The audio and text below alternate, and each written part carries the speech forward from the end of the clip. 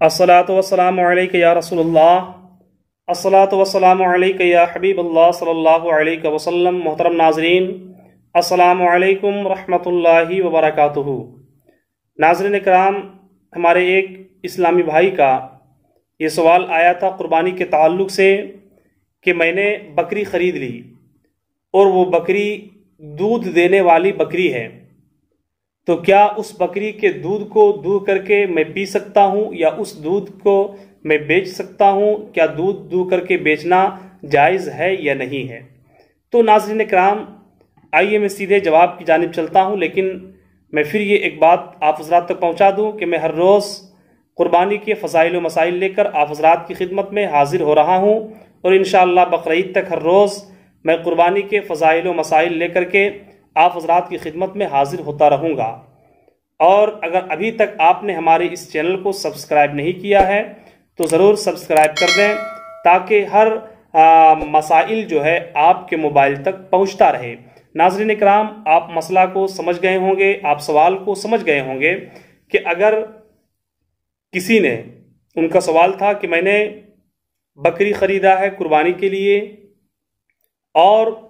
اس بکری میں دودھ ہے، تو کیا میں اس دودھ کو دو کر کے بیچ سکتا ہوں یا خود پی سکتا ہوں یا نہیں پی سکتا ہوں؟ تو ناظرین کرام، اس ضمن میں ایک دو اور سوال میں جوڑ کر کے آپ تک پہنچاتا ہوں، تاکہ پورے اس ضمن میں جتنے سوالات آتے ہیں وہ تمام تر سوالات حل ہو جائیں۔ اسی ضمن میں بھینس وغیرہ بھی آتے ہیں، کیونکہ بھینس بھی دودھ دینے والی ہے۔ تو اگر بھینس کے دودھ کو، جس بھینس کو کسی نے خریدا قربانی کے لیے، اب اگر اس کے دودھ کو دو کر کے بیچ دیا یا پی گیا تو کیا حکم ہے؟ اگر کسی نے اونٹ خریدا اور اس اونٹ کو گاڑی میں جوت دیا یا زمین کی کھیتی میں اسے استعمال کیا، تو کیا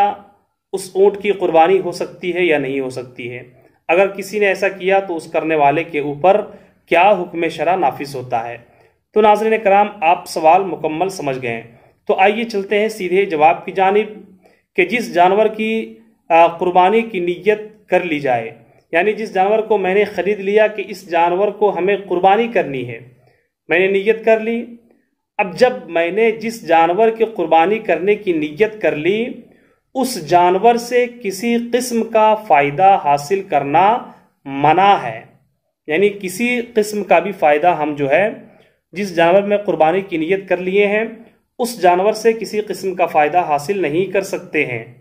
کیونکہ جس جانور میں ہم نے نیت کر لیا ہے وہ جانور اپنے تمام اجزاء کے ساتھ، تمام اجزاء میں دودھ بھی ہے اور تمام اجزاء میں اس کے بال بھی ہیں، جس کو ہم بھیڑ وغیرہ کے بال کو اون بنانے میں استعمال کرتے ہیں۔ تو جس جانور میں نیت کر لی جائے قربانی کی، وہ جانور تمام اجزاء کے ساتھ جو ہے وہ خاص ہو جائے گا قربت کے لیے، ثواب کے لیے، اور جب وہ خاص ہو گیا ہے، متعین ہو چکا ہے ثواب کے لیے، تو یہ قربت اسی وقت حاصل ہوگی جب ہم اس کے خون کو بہا دیں گے، جب ہم اسے ذبح کر دیں گے۔ اب جب ہم نے اسے ذبح کیا، یہ قربت حاصل ہو گئی، یعنی جو ثواب کی نیت ہے وہ نیت حاصل ہو گئی۔ اب اس سے فائدہ اٹھائیے، اس کا گوشت کھائیے، لیکن ذبح کرنے سے پہلے اس کے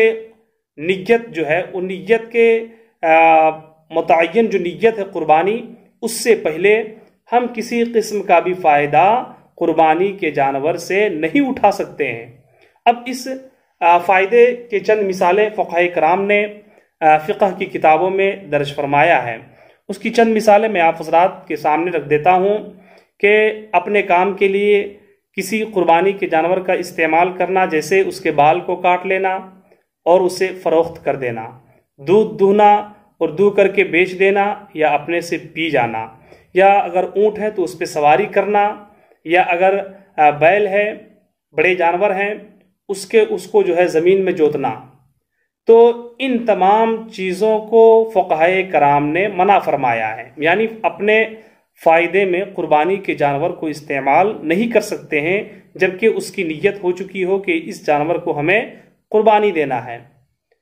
اب مسئلہ یہاں پہ آ کر کے رک جا رہا ہے کہ اگر کسی نے قربانی کے جانور کے دودھ کو دو لیا اسے خود پی گیا یا کسی کے ہاتھوں بیچ دیا دودھ کو، تو پھر وہ کیا کرے گا؟ تو ناظرین کرام، اگر دودھ دہنے کے بعد اسے بیچ دیا یا خود پی گیا تو اس دودھ کی قیمت، مثلا اگر اس نے 1 پاؤ فروخت کیا دودھ، یا 1 پاؤ نکالا، آدھا کلو نکالا، بیچ دیا، تو اسے جتنا دودھ بیچا اتنے دودھ کی قیمت جو مارکیٹ میں ہوگی، جو اسے لیا ہوگا، اتنی قیمت جو ہے اسے صدقہ کرنا ہوگا۔ ایسے ہی اگر بال کاٹ کر کے بیچ دیا جائے بھیڑ وغیرہ کے، تو پھر اس کے لیے بھی وہی حکم ہے کہ جتنی قیمت میں بیچا ہے اتنی قیمت اسے صدقہ کر دینا ہوگا۔ ایسے ہی اگر اونٹ وغیرہ ہے، بڑے جانور وغیرہ ہے، اسے ہل جوتنے میں استعمال کیا، تو پھر اس جوتنے میں جتنی مقدار اس جانور کو نقصان ہوا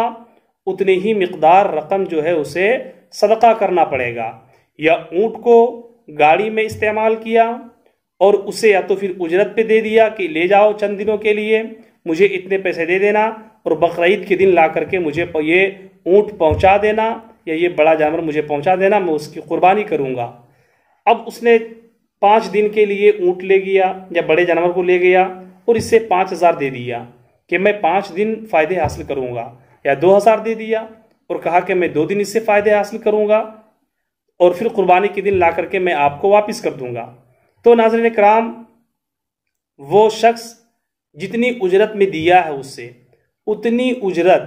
یعنی 2 دن کے لیے 2000 میں دیا ہے، تو پھر 2000 روپئے انہیں جو ہے وہ مکمل صدقہ کر دینا ہوگا۔ اور فقہائے کرام نے اس طرح سے فائدہ اٹھانے کے لیے منع فرمایا ہے کہ کوئی بھی شخص جس جانور کی نیت قربانی کی ہو چکی ہو، اس جانور سے